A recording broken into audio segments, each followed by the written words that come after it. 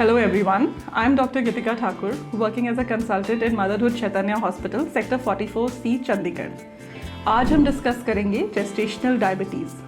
Gestational diabetes is diabetes जो कि pregnancy में डायग्नोज होता है।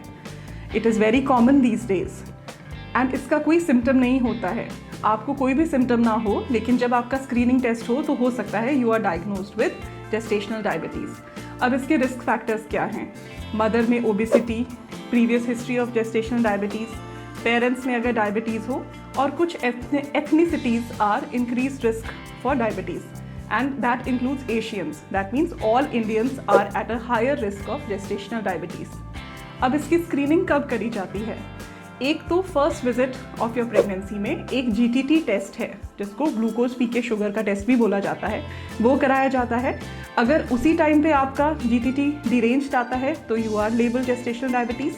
अगर उस टाइम पे नॉर्मल आता है तो 24 से 28 हफ्ते के बीच में एक बार जीटीटी फिर से रिपीट किया जाता है, तब जेस्टेशनल डायबिटीज़ उस टाइम पे डायग्नोज होता है। अब इसका क्या फ़र्क है? जेस्टेशनल डायबिटीज़ में मदर के शुगर लेवल्स ज़्यादा हाई रहते हैं, जिससे मदर और बेबी दोनों को कॉम्प्लिकेशंस का रिस्क है।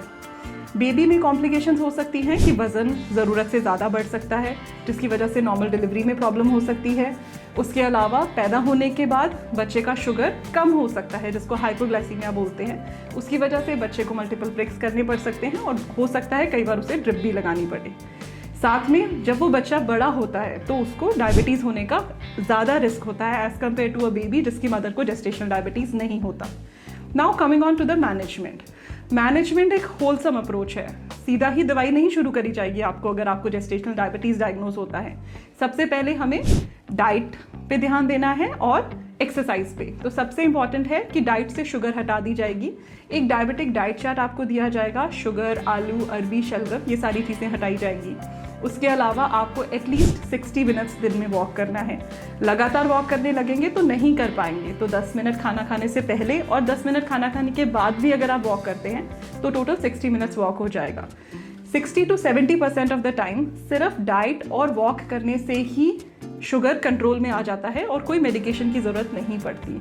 Most of the times gestational diabetes pregnancy के स्ट्रेस की वजह से होता है और डिलीवरी के बाद टैबलेट या इंसुलिन किसी की भी ज़रूरत नहीं पड़ती है। तो जो भी प्रेग्नेंट लेडीज़ हैं वो अपने ऑब्स्टेट्रिशियन से जाके कंफर्म करें कि उनका जीटीटी हुआ है। अगर नहीं हुआ है तो प्लीज़ कराएं। Thank you so much.